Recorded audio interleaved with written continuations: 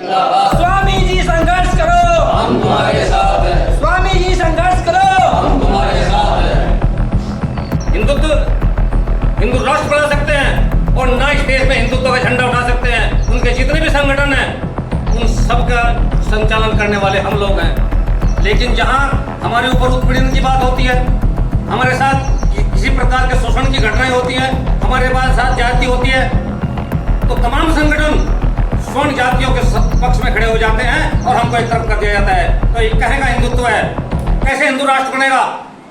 अगर हमको अलग किया जाएगा तो ये देश कभी हिंदू राष्ट्र नहीं बन सकता, ये हम गारंटी के साथ कह सकते हैं। हाल ही में स्वामी प्रसाद मौर्य के ऊपर जिस प्रकार एक युवक ने हमला किया, उस युवक को अभी एक इनाम भी दिया गया 11 लाख रुपए का, कैसे देखते हैं पूरी घटना? सबसे पहले तो आपके चैनल और आपके दर्शकों का बहुत बहुत धन्यवाद। देखिए, स्वामी प्रसाद मौर्य के ऊपर रायबरेली में एक रोहित द्विवेदी नाम के लड़के द्वारा जिस प्रकार से स्वागत के टाइम पर हमला किया गया, वो बहुत ही घोर निंदनीय है। इस प्रकार की घटनाएं इस देश के अंदर, इस प्रदेश के अंदर केवल जातिवाद को बढ़ावा दे सकती है, जातिगत संघर्ष करा सकती हैं। और इसके बाद स्वामी प्रसाद मौर्य जी के समर्थकों ने जिस प्रकार से उसके साथ मार पिटाई की, वो मैं कहता हूं कि बहुत कम है।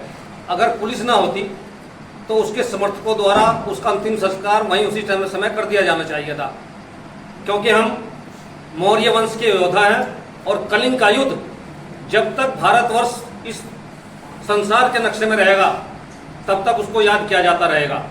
और कलिंग का युद्ध किसी और का युद्ध नहीं था, मौर्य वंश के बहुत ही सम्राटों के सम्राट अशोक महान का युद्ध था।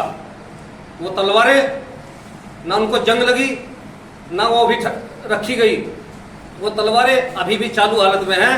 मौर्य वंश को कमजोर ना समझा जाए। सैनी, शाक्य, कुशवाहा मौर्य वंश के लोग जिस प्रकार से इस देश के अंदर 15%, इस यूपी के अंदर 15% की आबादी में रहते हैं, अगर 3% के लोग इस प्रकार की घटनाओं को अंजाम देंगे तो जिस दिन हम सड़क पर आ गए किसी को भी घर से बाहर नहीं निकल देंगे, ये हम वादा करते हैं। जिस तरह की बयान देते हैं स्वामी प्रसाद मौर्य, हिंदू देवी देवताओं के ऊपर लेकर गलत टिप्पणी करते हैं, जो देश के अंदर और इस प्रदेश के अंदर केवल जातिगत विद्वेष पैदा करना चाहते हैं और दो जातिगत संघर्ष इस प्रदेश में करना चाहते हैं, ऐसे लोगों के खिलाफ सरकार को अविलंब कड़ी कार्रवाई करनी चाहिए। और यदि ऐसा नहीं हुआ तो आने वाले समय में ये जो हिंदुत्व का नारा देते हैं ना, हिंदुत्व का झंडा लेकर हम चलते हैं, वो 3% लोग न इस देश को हिंदू के ऊपर हमले को लेकर जिस प्रकार सैनिक समाज आज एकजुट हुआ है, क्या कुछ फैसले लिए? देखिए, आज सबसे पहले तो ये कोई हमारे लिए चिंता का विषय नहीं है। स्वामी प्रसाद मौर्य पे पहले राजू दास ने हिमाकत करी थी, उसका इलाज हुआ बढ़िया वाला। इस बार रोहित द्विवेदी कोई ऐसा कोई छोटा मोटा कोई हिंदू संगठन का कार्यकर्ता बनकर गया, उसने माननीय स्वामी जी के साथ जो झड़प करने की कोशिश की, उसका भी इलाज बढ़िया हुआ। और हम सहारनपुर के सैनी, शाक्य, कुशवाहा मौर्य समाज के जितने भी यहाँ से प्रतिनिधि के रूप में हमारे लोग आए, उन सब की एक टूक ये संदेश है मीडिया के माध्यम से देना चाह रहे कि स्वामी प्रसाद मौर्य सैनी, शाक्य, कुशवाहा मौर्य समाज की धरोहर हैं, उनकी रक्षा हम अपनी जान देकर भी करेंगे। दूसरी बात यह है कि रायबरेली के जो मौर्य समाज के हमारे योद्धा थे, जिन्होंने रोहित द्विवेदी का इलाज किया सिर्फ चप्पल या मुक्के से, ये सहारनपुर के सैनिकों की दो टूक बात है। स्वामी प्रसाद मौर्य जी सहारनपुर आएंगे, जिस माई के लाल में हिम्मत होगी वो उनकी तरफ उंगली उठाकर देख लियो। और सीधी चेतावनी है, ईंट का जवाब पत्थर से नहीं दिया जाएगा। ये सब मीडिया के बंधु सभी सुन ले, ईंट का जवाब पत्थर से नहीं, ईंट का जवाब बुलेट से दिया जाएगा।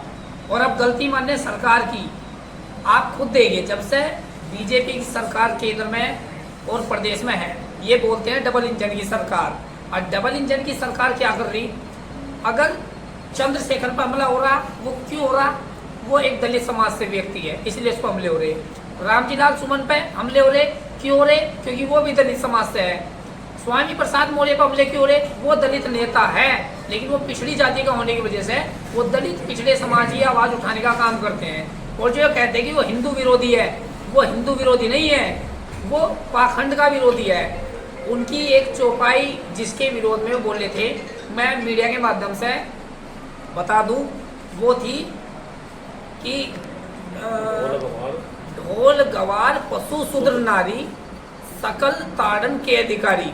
जो हमारी आज भी हनुमान जाप होते हैं या कीर्तन होते हैं, उसमें उसका हिंदी में जो अर्थ है, जो हमने आज तक पढ़ा, उसका अर्थ है कि ढोल गवार पशु शूद्र, अर्थात शूद्र का मतलब जो दलित पिछड़े जाति के लोग हैं, शूद्र, जो हमने आज तक पढ़ा, जिसे ये सब लोग बताते हैं, और नारी सकल ताड़ना के अधिकारी, अर्थात इन्हें जितना पीट के, इन्हें जितना शोषण करके, जितना इन्हें बजाओगे उतना अच्छा है। मतलब जैसे ढोल को पिटेंगे तो संगीत अच्छा निकलेगा, नारी को पिटेंगे, प्रताड़ित करेंगे तो वह कहा ज्यादा मान लेगी।